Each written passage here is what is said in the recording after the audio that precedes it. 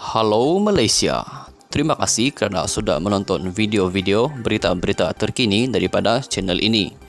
Sebelum kita mulakan berita seterusnya, jangan lupa tekan butang like, komen, share dan subscribe. Setiap komen anda amatlah dihargai. Berita yang hangat pada hari ini. Salam sejahtera kepada seluruh rakyat Malaysia. Berita hari ini dipetik daripada kosmo.com.my bertarik 29 Ogos 2022 bertajuk Mahkamah Sabit Salah atau Bebas Nasib Rosmah Khamis ini. Berita penuh, nasib Datin Sri Rosmah Mansor atas pertuduhan rasuah berhubung membekal dan memasang tenaga solar hybrid di 369 buah sekolah di pedalaman Sarawak dijangka ditentukan oleh Mahkamah Tinggi di sini Khamis ini.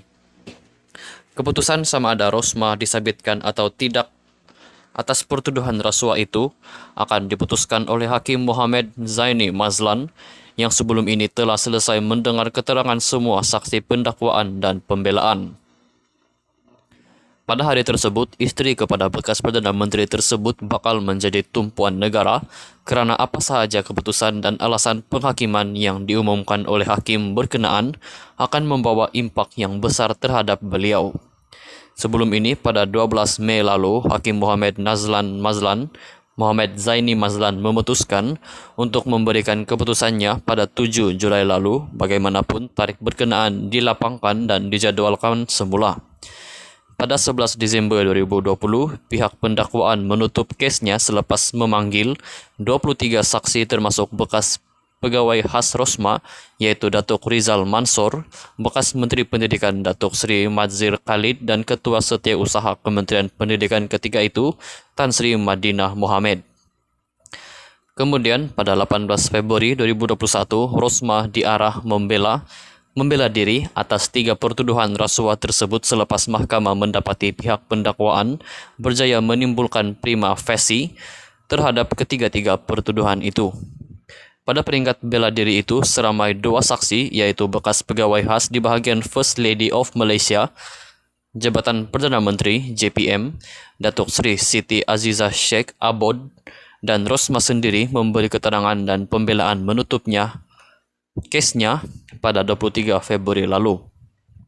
Dalam prosiding sebelum ini, pendakwaan dikendalikan Timbalan Pendakwa Raya Kanan Datuk Seri Gopal Sriram, manakala Rosmah yang juga isteri Datuk Seri Najib Razak diwakili Peguam Datuk Akar bin Abdul Kadir. Mengikut pertuduhan pertama, Rosmah 70 tahun didakwa meminta suapan untuk dirinya sendiri sebanyak RM187.5 juta ringgit yang dibuat melalui bekas pegawai khasnya Datuk Rizal Mansor iaitu 15% nilai kontrak daripada bekas pengarah urusan Jepak Holdings Sendirian Berhad Saidi Abang Samsudin.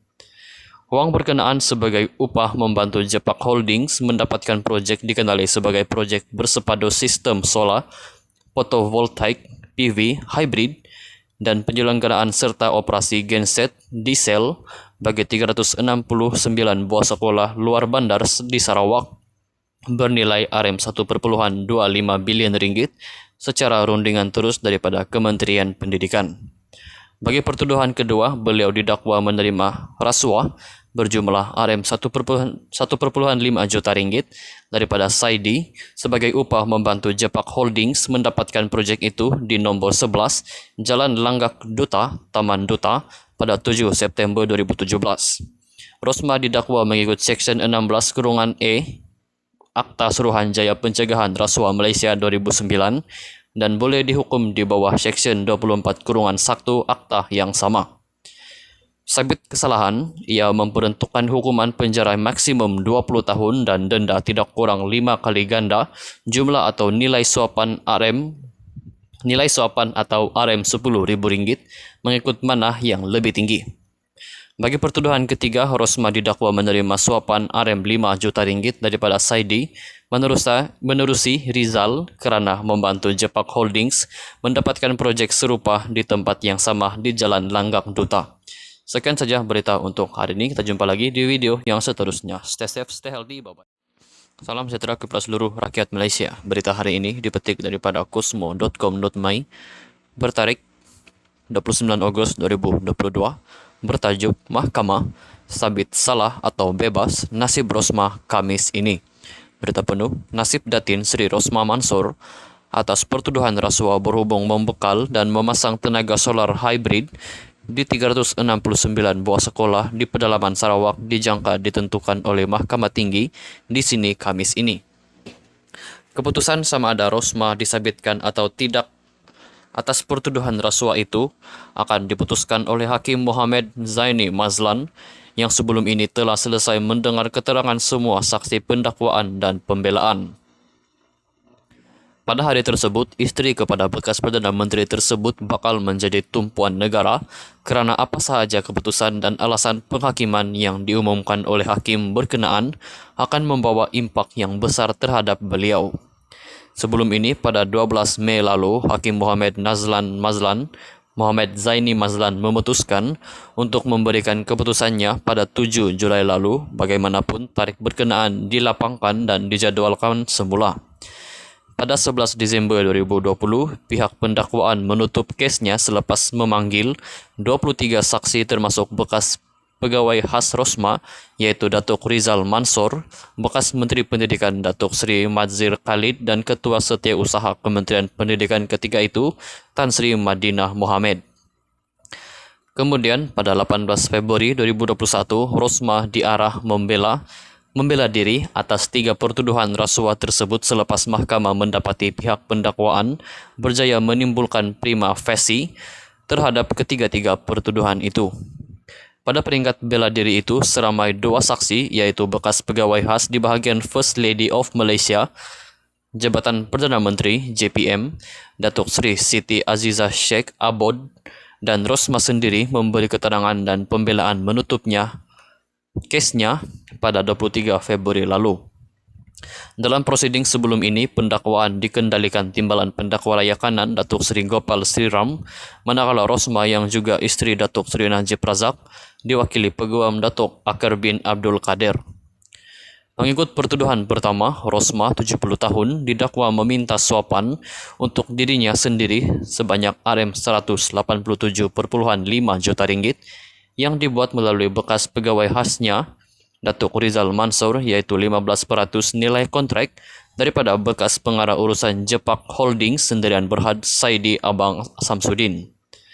Wang berkenaan sebagai upah membantu Jepak Holdings mendapatkan projek dikenali sebagai projek bersepadu sistem solar, fotovoltaik, PV, hybrid, dan penyelenggaraan serta operasi genset diesel bagi 369 buah sekolah luar bandar di Sarawak bernilai RM1.25 bilion ringgit secara rundingan terus daripada Kementerian Pendidikan.